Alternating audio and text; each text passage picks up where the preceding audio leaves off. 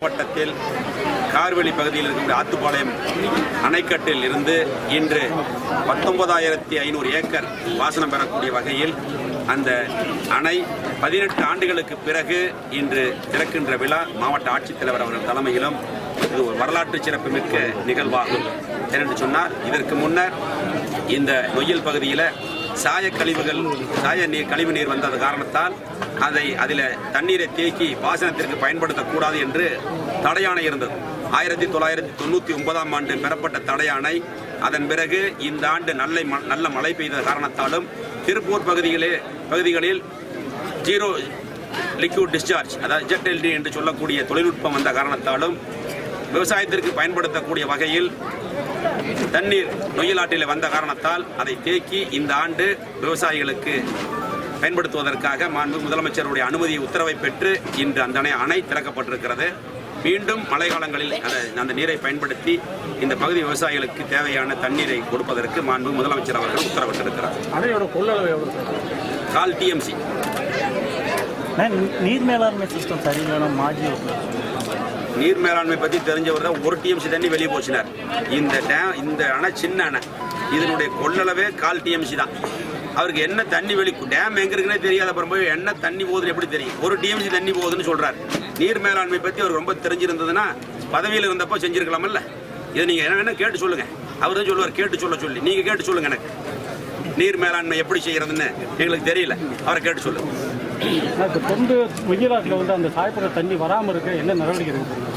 அரசாங்கம் மாசு கட்டுப்பாட்டு வாரியம் அதற்குள்ள நடவடிக்கைகள் எடுத்ததன் காரணமாகத்தான் இன்று அதனுடைய உப்பினுடைய அளவு TDS என்பது குறைந்திருக்கிறது. இல்லைன்னா பயன்படுத்த முடியாது. இன்னும் வரக்கூடிய அந்த கழிவுகளையும் குறைப்பதற்கு மாண்புமிகு முதலமைச்சர் அவர்கள் திருப்பூர் அந்த நொய்யலாற்று பகுதியில் பேபி கனல் அமைப்பதற்கு 150 கோடி தான் நிதியை கொடுத்திருக்கிறார். வருகின்ற ஆண்டில் அந்த பணிகள் எல்லாம் முடிவுற்றவுடன் மழைநீர் மட்டும் அந்த நொய்யலாற்றில் வரும். அப்படி வரும்பொழுது தொடர்ந்து இந்த பகுதி விவசாயம் செழிக்கும். 7.5 கோடி மதிப்புள்ள சட்டம் வந்து சரியில்லை. 7.5 கோடிங்கிறது இதுக்கெல்லாம் இல்லை. நம்ம கரூர் மாவட்டத்திற்கு குடிமராமத்து செய்வதற்காக 7 கோடியே 2 லட்சம் ரூபாய் நிதி கொடுத்தாங்க. இதுக்கு 7.5 கோடியில் அல்ல, இதுக்கு இப்போ 90 லட்சம் ரூபாய்க்கு திட்ட மதிப்பீடு தயாரிக்கப்பட்டிருக்கிறது. இதுக்கு 7 கோடி ரூபாய் தூர்வாருவதற்கு அரசாங்கம் நிதி கொடுத்தது. இந்த டேம்ல இருந்து மேலே இருக்க 10 கிலோமீட்டர், டேம்ல இருந்து கீழே இருக்கக்கூடிய கிட்டத்தட்ட 60 கிலோமீட்டர். நாங்கள் 100 நாள் ஆட்களை வச்சு வேலை செஞ்சிருக்கிறோம். TNPL நிறுவனம் ஒரு 13 லட்சம் ரூபாய்க்காக வேலைகளை அவர்களாக செய்து கொடுத்தார்கள். அவ்வளோதான். எல்லா வாய்க்காலும் தூர்வாரியாச்சு. இருக்கக்கூடிய சற்று போயிருக்குது 1-2 ஒரு இடங்களில் வாய்க்கால் பழுதாகி இருக்கிறது. ஏன்னா 18 ஆண்டுகள் பராமரிப்பு இல்லாமல் இருந்ததால் அதற்கு 90 லட்சம் ரூபாய் நிதி வேண்டும் என்று பொதுப்பணித்துறை அதிகாரிகள் திட்ட மதிப்பீடுகள் தயாரித்து அனுப்பியிருக்கிறார்கள். அதையும் அன்பு முதலமைச்சரிடத்தில் கேட்டு பெற்று அந்த பணிகளும் செய்து வருகின்ற ஆண்டில் தொடர்ந்து இந்த வாய்க்காலில் நல்ல நீரை திறந்துவிட்டு விவசாயம் செழிப்பதற்குண்டான நடவடிக்கைகளை மாண்புமிகு முதலமைச்சரிடத்தில் சொல்லி பெற்றுக் கொடுக்கப்படும். 19,500 ஏக்கர் 2 தொகுதிகள்.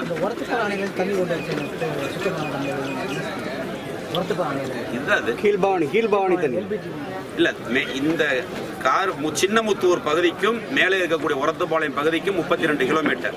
32 கிலோமீட்டர் இடையில 2 சைடும் LBB தண்ணி பாயுது. கிட்டத்தட்ட 20 ஆண்டுகள் 12 ஆண்டுகளுக்கு பிறகு நம்ம பவானி அணை முழு கொள்ளளவை எட்டி இருக்கிறது. அதே போல மேட்டூர் 2வது ஆண்டாக தொடர்ந்து நிரம்பி வழிகிறது. எனவே அதிலிருந்து வரக்கூடிய அதிகப்படியான உபரி நீர் நொய்யலாற்றில் இறங்கி அதை சின்னமுத்தூர் பகுதியில் தேக்கினால் இந்த கார்வெளி நீர்த்தேக்கத்திற்கு வரும். அப்படி வரும்பொழுது இந்த வாய்க்காலுடைய முழு கொள்ளளவு என்பது 100 கியூசெக்ஸ். அப்படி அதில் அந்த மழை செழிக்கும் பொழுது 100 கியூசெக்ஸ் அளவிற்கு பவானி தண்ணீர் வரும். அதை இது கொண்டு வருவதற்குண்டான முயற்சிகளை நாங்கள் எடுத்திருக்கிறோம். அது வந்தால் இந்த பகுதியில் செழிப்பாக இருக்கும். கடைமடை வரைக்கும் இந்த தண்ணி கண்டிப்பாக இந்த தண்ணி கடைமடை வரைக்கும். கேஸ் நினைச்சிருந்தா ஒரு நாளில் வந்து இது பண்ணி உடனே வந்து 99 பெறப்பட்ட தடையாணை ஒரு நாளில் வாங்குறவங்க எங்க போனாரு? 99 பெறப்பட்ட தடையாணை. விவசாயிகளுடைய கோரிக்கை நியாயமானது. தண்ணீர் வந்து நிலம் மாசுஅடைந்து விடக்கூடாது என்பதற்காக தடையாணை பெற்றார்கள். இப்போ நல்ல தண்ணீர் வரும் பொழுது அந்த தடையாணை நீக்கி இருக்க வேண்டும். அது பவர்ல இருந்தப்ப யாரையும் கண்ணு தெரியல. அப்போ விட்டுட்டு ஒரு நாள் எப்படி வாபஸ் வாங்குறது?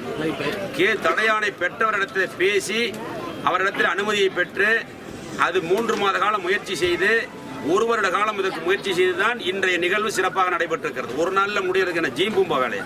இந்த தண்ணி வந்து எத்தனை நாளைக்கு போகுதுன்னா வாய்க்கால முறை வச்சு விடுறாங்க. 15 நாளைக்கு விட்டு மறுபடியும் தேக்கி 15 நாளைக்கு விடுவாங்க. இப்போ நொய்யில் போகிறது இப்போ தண்ணி போய்கிட்டு இருக்குது. டிடிஎஸ் கம்மியாக இருந்தால் அதையும் தேக்கி விட்டோம்னா தொடர்ந்து வரும். இன்னைக்கு மழை வர மாதிரி இருக்குது. மழை எனக்கு பொறுத்து 3 மாதத்திற்கு தண்ணீர் கொடுக்கலாம் என்று நினைக்கிறேன். தொடர்ந்து இல்லை, 15 நாளைக்கு ஒரு முறை.